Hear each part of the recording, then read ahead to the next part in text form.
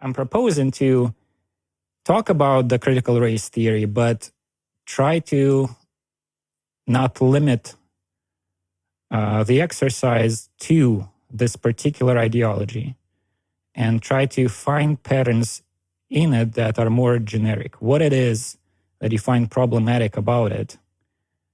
Is it what it does to the individual? Is it the kind of sort of the way it adds new members to it, which I suspect you might find coercive. It's not always an open, free conversation, exchange of ideas that gets people to the conclusion that, yes, they agree with this set of principles and ideas. There are these moralistic things. If you're not with us, then you're a bad person, you're a racist, you're a part of the problem, etc.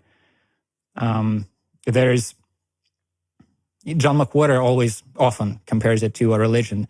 I have an interest in cults. I've been looking at some of these systems for some years, and yes, you can see some similarities there. And one is, it seems to me, again from afar, that the cost of leaving the club is prohibitive, or it's one of the ways this system tries to establish itself so that you don't break away. If you break away, then you are a fallen person. You're strayed from everything that is good, and you're now engaged with the enemy, and so forth. So I'll just leave the floor to you. But the what I'm hoping to get out of this is an analysis of this thing, but that is not limited to this particular thing, and that can be used to find similar issues in other kinds of, whether it's social structures or ideologies or, as I say, patterns of thought and behavior.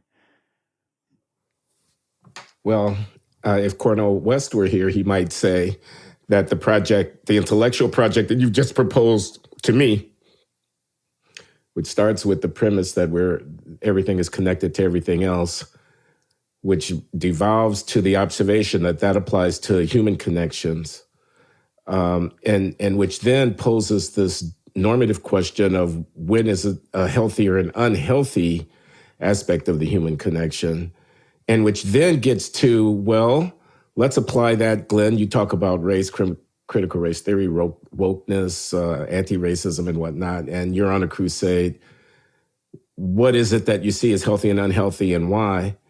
But which ask to kind of abstract to a higher level of generalization about that so that you can apply it to other areas of human conflict or contestation or whatever. And see, now what Cornel West, the Christian, might say is, exactly, that's what the teachings of Jesus, he would say, are meant to do for us, to ask what is healthy and what is not healthy about human connection in an abstract way that can apply to a broad range of situations. But I'm not offering that as my answer.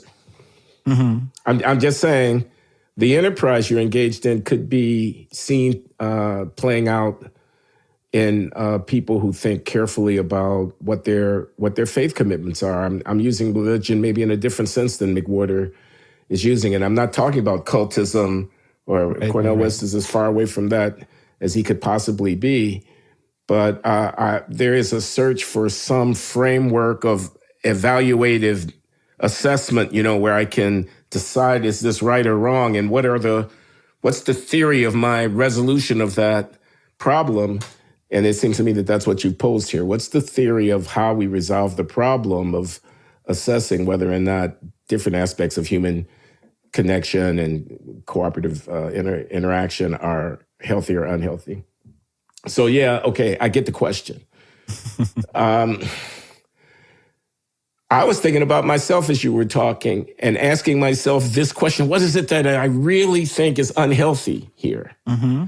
And you touched on some of it, hurting, the infringement on personal liberty occasioned by this, the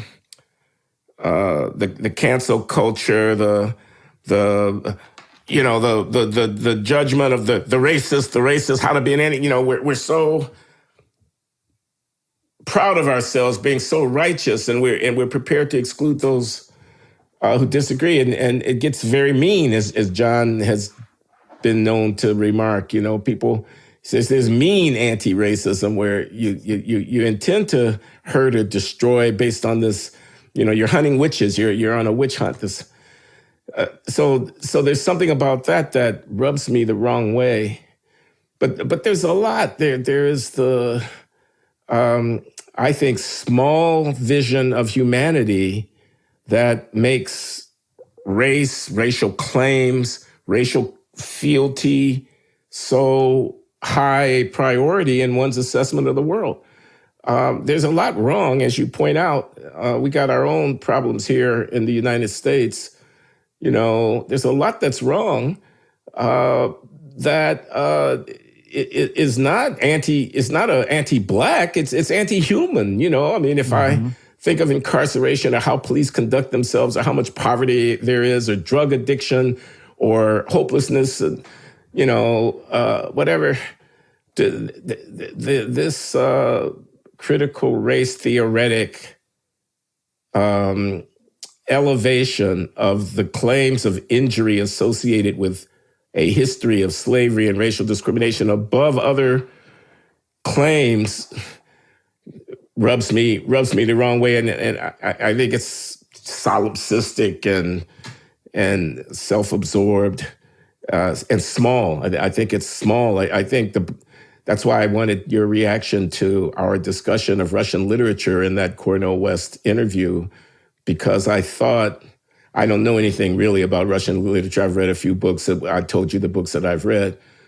But Cornell knows a lot more than I do about Russian literature and about the interaction of Russian literature with the rest of European cultural heritage over the last few centuries.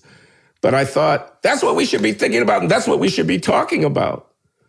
Right. And 100 other things like that on the same level. I'm reading Cixin Liu, who is a Chinese science fiction writer, Cixin. I might not pronounce his name right, Liu. But he's got a trilogy out there about the three-body problem. I've heard about it. It's a magnificent set of books about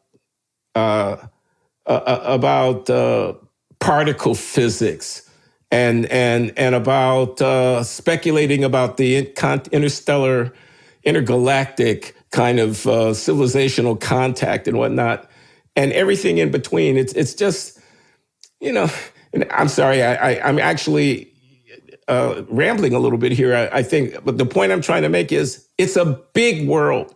It's a massive palette of human endeavor and reflection. And the world grows small with technology now.